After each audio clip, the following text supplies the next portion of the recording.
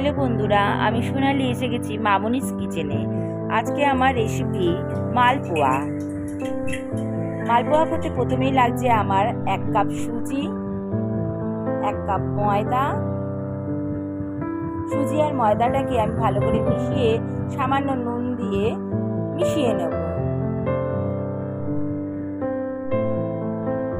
এবার লাগছে আমার 1/2 কাপ চিনি, 1/2 কাপ নারকেল কোড়া। এই সব কটি উপকরণ দিয়ে আমি এবার একটি মিশ্রণটাকে আমি মিশিয়ে নেব।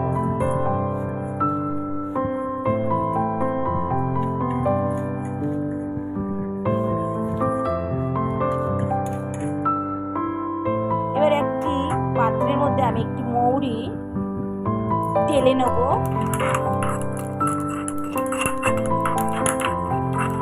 এবার এটিকে গুঁড়ো করে আমি ওই মিশ্রণের মধ্যে দিয়ে দেবো। এবার ভালো করে মিশিয়ে নেব, সমস্ত উপকরণগুলো মিশিয়ে নেব।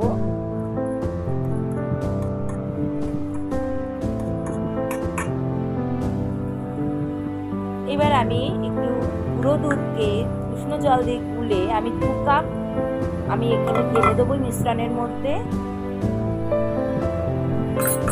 ভালো করে এবার মিশিয়ে নেব।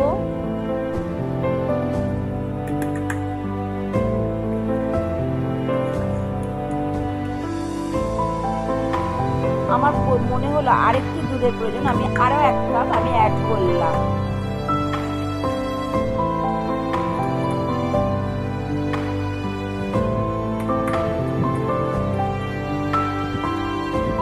ভালো করে মিশ্রণটা আমি তুলে নেব।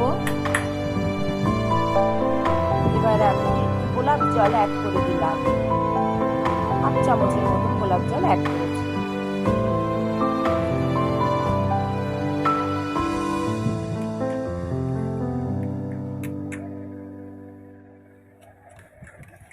আমার মিশ্রণটি গোলা হয়ে গেছে। এবার একটি ঢাকনার সাহায্যে আমি এটি কিছুক্ষণ রেস্টে রেখে দেবো। এবার কড়াইতে আমি তেল দিয়ে দিয়েছি, আমি আমার পরিমাণ মতন তেল দিয়েছি, আপনারা আপনাদের পরিমাণ মতন তেল দেবেন।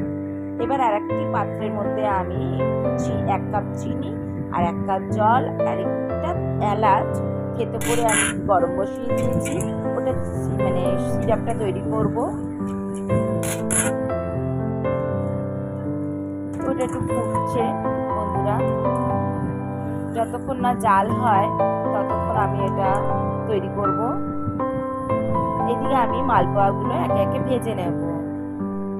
তেল গরম হয়ে গেছে, মালপোয়াটা আমি ভাজার জন্য আমি ছেড়ে দিলাম।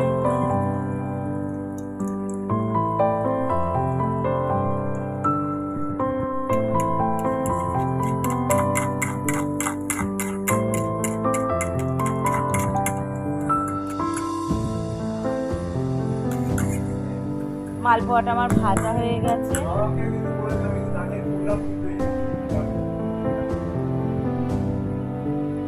আমি একে একে মালপোয়াগুলো সব ভেজে তুলে নেব।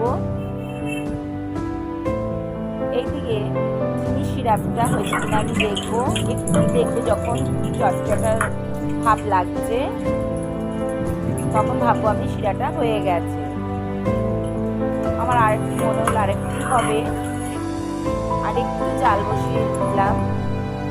আবার আমি দেখবো যে চটচটে হয়েছে কিনা। যখন দেখছি যে আমার হাতের মধ্যে একটু চটচটে লাগছে তখন আমি গ্যাসটা নিভিয়ে দেবো। এবার আমি মালপোয়াগুলো শিরার মধ্যে চুবিয়ে দেবো।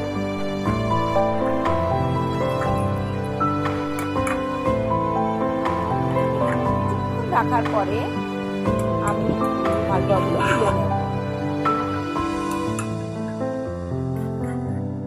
বন্ধুরা, আমার মালপোয়া রেডি। আপনারা চাইলে শিরাটা স্কিপও করতে পারেন, এমনিও খেতে পারেন। বন্ধুরা, আমার মালপোয়া রেসিপিটি ভালো লাগলে বন্ধুরা লাইক সাবস্ক্রাইব করবেন।